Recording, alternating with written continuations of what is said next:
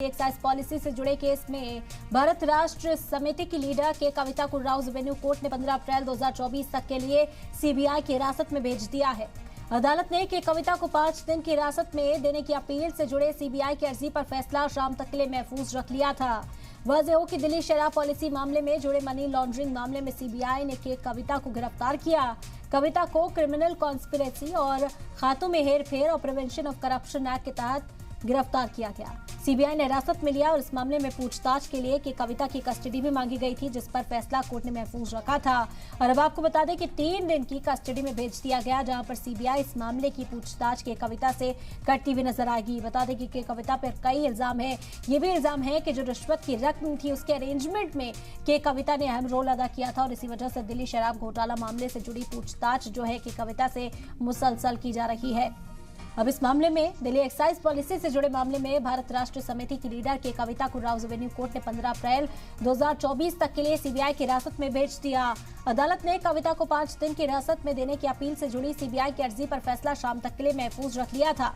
वाज़ेह हो कि दिल्ली शराब पॉलिसी मामले में जुड़े इस मामले में अब के कविता को सीबीआई के सवालों का जवाब भी देना होगा। अरविंद सिंह जुड़ गए, ज्यादा जानकारी हासिल करते हैं। अरविंद, किस तरह की पेशरफ्त रही और कितनी मुश्किलें इस वक्त बढ़ती हुई के कविता की?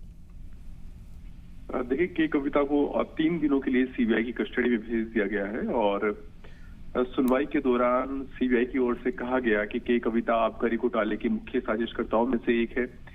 आम आदमी पार्टी को जो 100 करोड़ की रिश्वत दी गई उसको अरेंज करने में के कविता की बड़ी भूमिका रही है और उसने न केवल 100 करोड़ की रिश्वत को अरेंज किया है बल्कि के कविता इस मामले में लाभार्थी भी हैं। खुद उन्होंने इस मामले में जो साउथ लॉबी है उनसे पैसा कमाया है और ये भी आरोप लगाया गया कि जो के कविता की जो सीए हैं बुच्ची बाबू, उनके व्हाट्सएप चैट से इस बात की तस्दीक होती है कि इंडोस्प्रिट नाम की कंपनी में उनकी अप्रोक्स रूप से पार्टनरशिप थी और उन्होंने शरद रेड्डी पर पैसा देने के लिए दबाव डाला। उनकी तरफ से कहा गया कि अगर 25 करोड़ की रकम वो नहीं देते हैं तो फिर परिणाम भुगतने के लिए तैयार रहें। तो सीबीआई की तरफ का ये कहना था कि के कविता मुख्य साजिशकर्ताओं में से एक है। सीबीआई ने ये भी कहा कि पिछले दिनों के कविता से पूछताछ हुई है जेल में, लेकिन जो सवाल उनसे पूछे गए उनके सीधे सीधे जवाब उन्होंने नहीं दिए और कुछ इस केस से जुड़ी ऐसी अहम जानकारी है जो सिर्फ के कविता के पास है, लेकिन के कविता उस जानकारी को छुपा रही है। और ऐसे में जो नए सबूत सामने आए हैं, जो नए तथ्य सामने आए हैं, उनसे आमना सामना कराने के लिए और इस घोटाले में शामिल दूसरे लोगों का पता लगाने के लिए जरूरी है कि के कविता को रिमांड में लेकर पूछताछ की जाए। तो 5 दिनों की सीबीआई ने रिमांड की मांग की थी, जिस पर कोर्ट ने 3 दिनों की रिमांड की दी है।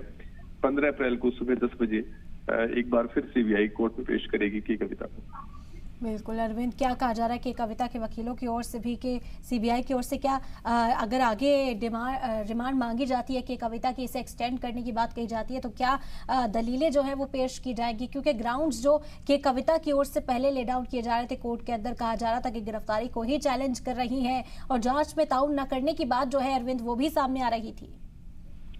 के कविता के वकीलों की तरफ से इस बात को लेकर ऐतराज जाहिर किया गया कि इस मामले में ईडी की ओर से दर्ज केस में के कविता जेल में बंद थी, उसके बावजूद एक दूसरी जांच एजेंसी यानी सीबीआई उनसे जेल में जाकर पूछताछ करती है। कोर्ट से सीबीआई को के कविता से पूछताछ की इजाजत मिल भी जाती है, लेकिन इन सब के बीच में कहीं भी के कविता का पक्ष नहीं सुना गया और के कविता की तरफ से उनके वकील की यही दलील थी कि के कविता को इस मामले में नोटिस जारी किया जाना चाहिए था, लेकिन बिना के कविता का पक्ष सुने हुए कोर्ट ने एक तरफा आदेश पास कर दिया, जिसके चलते सीबीआई ने पूछताछ की और उसके बाद सीबीआई ने जाकर उनको गिरफ्तार कर लिया। दूसरा, उनके वकील की तरफ से ये भी कहा गया है कि इस मामले में जो गिरफ्तारी की जरूरत है उस पर उन्होंने सवाल उठाया।